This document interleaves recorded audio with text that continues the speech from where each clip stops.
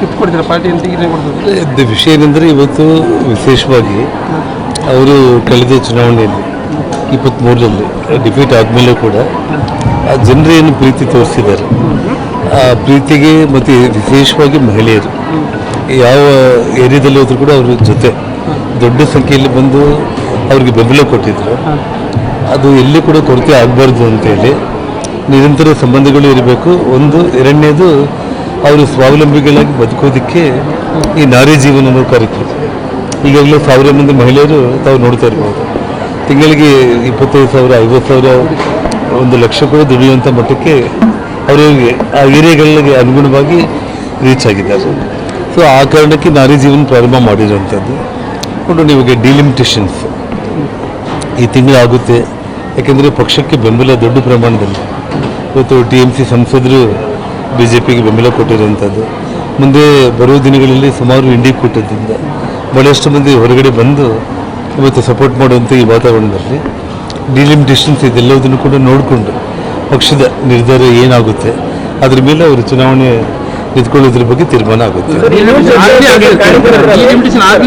ಕಾರ್ಯಕರ್ತರು ಒಂದು ಚರ್ಚೆ ಆಗ್ತಾ ಇದೆ ಸರ್, ನಿಮ್ಮ ಕಾರ್ಯಕರ್ತರು ಜನಾರ್ದನ್ ರೆಡ್ಡಿ ಅವರು 2028ಗೆ ಬಳ್ಳಾರಿ ನಗರ ಕ್ಷೇತ್ರ ಕಂಟೆಸ್ಟ್ ಮಾಡ್ತಾರೆ ಅಂತ ನೋಡಿ. ನಾನು ಒಂದೇ ಒಂದು ವಿಷಯ ಏನಂತಂದರೆ, ಈಗ ಗಂಗಾವತಿ ಶಾಸಕನಾಗಿ ನಾನಿದ್ದೀನಿ. ನಾನು ಯಾವುದೇ ಕಾರಣಕ್ಕೂ ಕೂಡ ಗಂಗಾವತಿ ಬಿಡೋ ಪ್ರಶ್ನೆ ಬರೋದೇ ಇಲ್ಲ. ಒಂದು ಮತ್ತು ಬಳ್ಳಾರಿ ರಾಜಕಾರಣ ಅನ್ನೋದು ಮಾತ್ರ ಅಲ್ಲ, ಸುಮಾರು ಒಂದು 7-8 ಜಿಲ್ಲೆಗಳಲ್ಲಿ ನಾನು ಓಡಾಡೋದ್ರಿಂದ ಅಥವಾ ಈವನ್ ಇನ್ಕ್ಲೂಡಿಂಗ್ ಬೆಂಗಳೂರು, ಕೋಲಾರ, ಚಿಕ್ಕಬಳ್ಳಾಪುರದಿಂದ ಹಿಡಿದು ಇಡೀ ರಾಜ್ಯದಲ್ಲಿ ಸುಮಾರು ಜಿಲ್ಲೆಗಳಲ್ಲಿ ನನ್ನಿಂದ ಆ ಅಭ್ಯರ್ಥಿಗಳಿಗೆ ಒಂದು 5,000 ಮತಗಳು ಸಿಗುತ್ತೆ ಅನ್ನುವಂಥ ನಂಬಿಕೆ ಪಕ್ಷಕ್ಕೆ ಇರುವಂಥ ಸಂದರ್ಭದಲ್ಲಿ, ನನಗೆ ವಿಶ್ವಾಸ ಇರೋ ಸಂದರ್ಭದಲ್ಲಿ ವಿಶೇಷವಾಗಿ ಬಳ್ಳಾರಿ ಅನ್ನೋದು ನನ್ನ ಜನ್ಮಸ್ಥಳ ಮತ್ತು ರಾಜಕೀಯವಾಗಿ ಜನ್ಮ ಕೊಟ್ಟಿರುವಂಥ ಸ್ಥಳ ಕೂಡ ಇದು.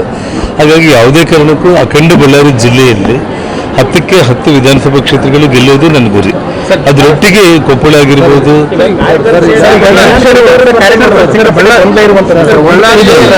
ಯಾರು ಅಭ್ಯರ್ಥಿ ಅಂತ ಕ್ಲಿಯರ್ ಆಗ್ತದೆ, ಸಿಟಿಗೆ ಯಾರು ಅಂತ ಕ್ಲಿಯರ್ ಆಗ್ತದೆ ಅಂತ ಕೆಲಸ ಮಾಡಿಲ್ಲ, ಬರೀ ಇದೇ ಓಡಾಟ ಮಾಡ್ತಾ ಇದ್ದಾರೆ ಅಂತ. ಅವರಿಗೆ ನೋವೇನಂತಂದರೆ ರಾಹುಲ್ ಗಾಂಧಿಗೆ, ಪ್ರಿಯಾಂಕಾ ಗಾಂಧಿ ಅವರಿಗೆ ಕನಿಷ್ಠ ಅಂದರೆ ದೇಶದಲ್ಲಿರುವಂಥ ಸಣ್ಣ ಹುಡುಗ ಕೂಡ ಚಾಕ್ಲೇಟ್ ಕೊಡೋ ಪ್ರಯತ್ನ ಮಾಡ್ತಾ ಇಲ್ಲ.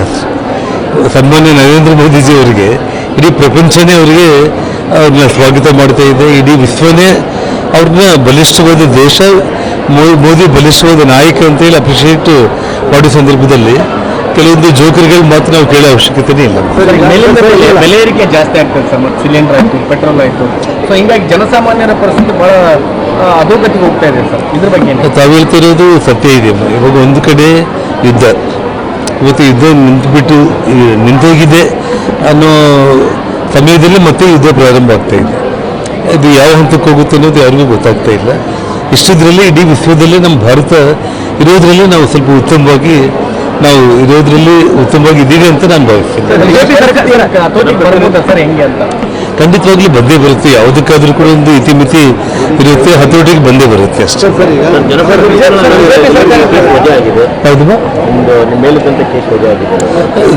ಸುಮಾರು ವಿಷಯಗಳು ವಜಾ ಆಗಿದೆ. ಬಟ್ ಏನು ಪತ್ರಿಕೆಗಳಿಗೆ 1-2 ವಿಚಾರಗಳು ಮಾತ್ರ ಬಂದಿರುವಂಥದ್ದು. ಸೊ ಕಾನೂನು ಹೋರಾಟ ನಡೀತಾ ಇದೆ. ಇನ್ನೂ 1-2 ಕೇಸ್ಗಳು ಪೆಂಡಿಂಗ್ ಇದೆ.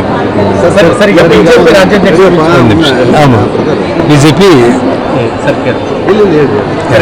ರಾಜ್ಯಾಧ್ಯಕ್ಷರ ವಿಚಾರದಲ್ಲಿ ಸಾಕಷ್ಟು ಚರ್ಚೆ ಆಗ್ತಾ ಇದೆ ಸರ್. ವಿಜೇಂದ್ರ ಅವ್ರ ಬದಲಾಗಿ ಬೇರೆಯವ್ರನ್ನ ಆಯ್ಕೆ ಮಾಡ್ತಾರೆ ಅನ್ನುವಂಥ ಚರ್ಚೆ ನಡೀತಾ ಇದೆ.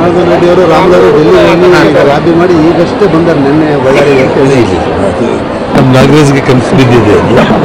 ಇದು ವಿಷಯ ಏನಂತಂದರೆ, ಪಕ್ಷ ಏನು ತೀರ್ಮಾನ ಮಾಡುತ್ತೆ ಅದಕ್ಕೆ ನಾವು ಬದ್ಧವಾಗಿರ್ತೀವಿ. ಇವರೇ ರಾಜ್ಯಾಧ್ಯಕ್ಷರಾಗಿರಬೇಕು ಅನ್ನೋಂಥದ್ದು ನಮಗೇನೂ ಇಲ್ಲ. ಪಕ್ಷ ಸೂಕ್ತ ಅಭ್ಯರ್ಥಿಯನ್ನು, ವ್ಯಕ್ತಿಯನ್ನು ಪಕ್ಷದ ಬಲವರ್ಧನೆಗೋಸ್ಕರ ಯಾರನ್ನ ಆಯ್ಕೆ ಮಾಡಿದ್ರು ಕೂಡ ನಮ್ಮ ಸಹಮತ ಅನ್ನೋದು. ಈಗ ರಾಜ್ಯಸಭಾ ಚುನಾವಣೆಯಲ್ಲಿ ಅಭ್ಯರ್ಥಿಗೆ ಯಾರಿಗೆ ಮತ ನೀವು ಪಕ್ಷೇತರು ಪಾರ್ಟಿಯಲ್ಲಿದ್ದರೂ ಸಹ ಇಲ್ಲಿ ನಿಮ್ಮ ಹಕ್ಕು ಇದೆ. ಇಲ್ಲ, ಹಾಗಿಲ್ಲ. ನಾನು ಇವಾಗ ಭಾರತೀಯ ಜನತಾ ಪಕ್ಷಕ್ಕೆ ಸಂಪೂರ್ಣವಾಗಿ ಮರ್ಜ್ ಆಗಿದ್ದೀನಿ.